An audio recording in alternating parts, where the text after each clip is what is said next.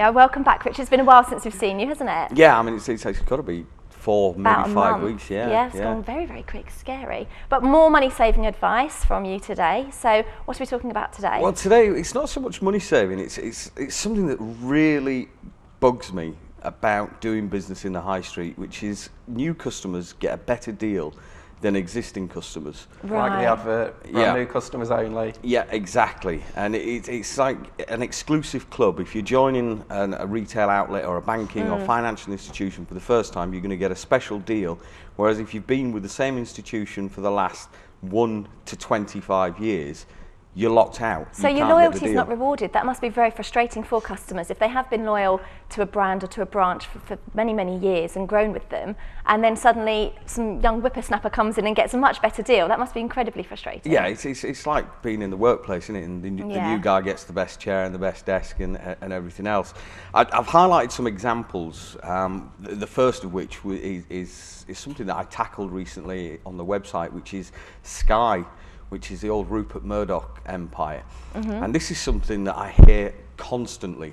New customers to Sky get a free installation and get the latest Digibox technology installed, given to them gratis.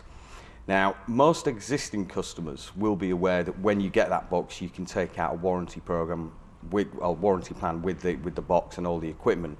But what they won't be aware is when that expires, if something goes wrong with the box, the minimum you'll have to pay is £149.99 for the box. Right. That's before anything goes wrong with the dish. And that's something that they play down that you're not perhaps be aware of when you sign up to it. Absolutely, but it's something that they'll certainly play up once there's once they need the cash. Yeah, yeah. absolutely. So you've had it for a year. It's like now an old box and you have to pay to replace it, but new customers are getting one or for free. worse still, you might be on the old system without the Sky Plus. If you want to upgrade to Sky Plus, it's an extra £60, and if you want to go from a Sky Plus to HD, it's an extra £149.99, or you can upgrade one of your rooms at a cost of an additional £10 per month, which is £120 additional cost per year, which you have on top of the box anyway, even if you just put it into one room. So lots of sneaky additional costs that, you know, that, as I say, the loyal customers suddenly have to pay out for, and then the new people, what, they're sort of get away scot-free, do they? Yeah, absolutely. They get that free of charge installation, the whole box. And if they introduce somebody at the same time, I believe the current offer is £50 worth of Marks and Spencers, or it might have changed to Argos vouchers. Right. So who are some of the other main offenders that we've got? I've got quite an extensive list here, but my second is some of the supermarkets, and in particular Waitrose and Tesco's and a couple of the others, entice people to shop online for the first time by offering a 20% discount. But again, if you've been shopping online with Tesco's and they have your current email address and more importantly the delivery address, if you try and apply that 20% discount, then you're out of luck. Now, of course, you do get the loyalty reward points with people like Tesco's, but of course, as a new customer, you also get that. So again, it's something that new customers are getting to come on board, but existing customers are losing out on. Is there anything existing customers can do then to get that 20%? Because obviously they've already given their details. So, you know, can they start up a new email address maybe to fool them? Well, like my 20 advice would emails. be is test the loyalty of the people that you're doing business with and become a new customer elsewhere if you're feeling dissatisfied. People like Sky, for example, you can get round the houses by buying a second-hand box off eBay.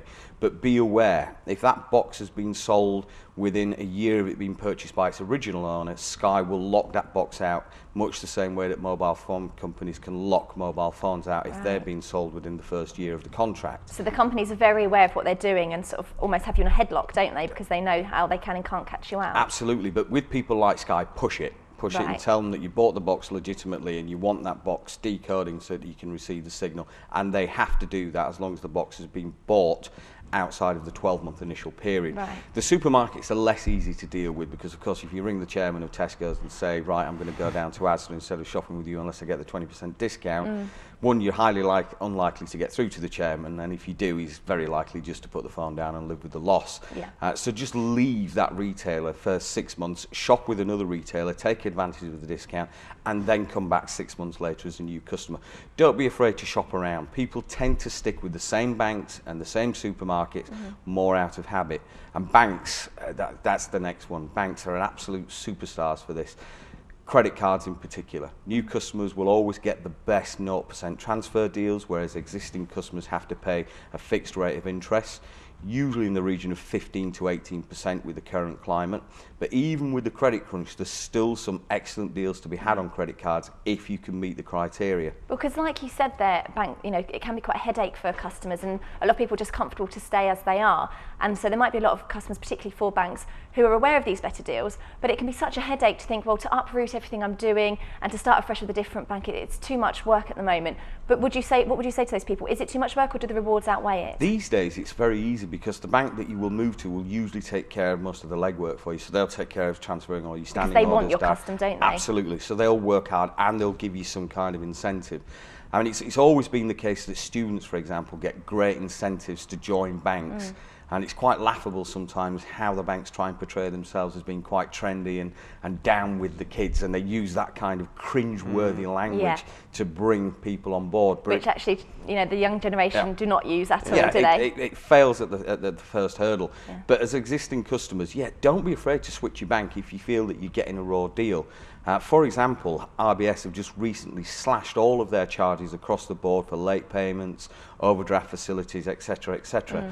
The other banks may be slower to move to the RBS model. So if you're not with RBS, perhaps look at RBS, or go to your own bank and say, what are you going to do in response to RBS? Because I'm going to move all of my facilities across to another bank unless I get this better deal. And again, mortgage companies, whether you're looking at banks or building societies or independent mortgage providers, again, you're going to get the best fixed rate term if you're a new customer. But you could have been a loyal customer for the last 10 years when times were good for the mortgage companies, and now times are hard.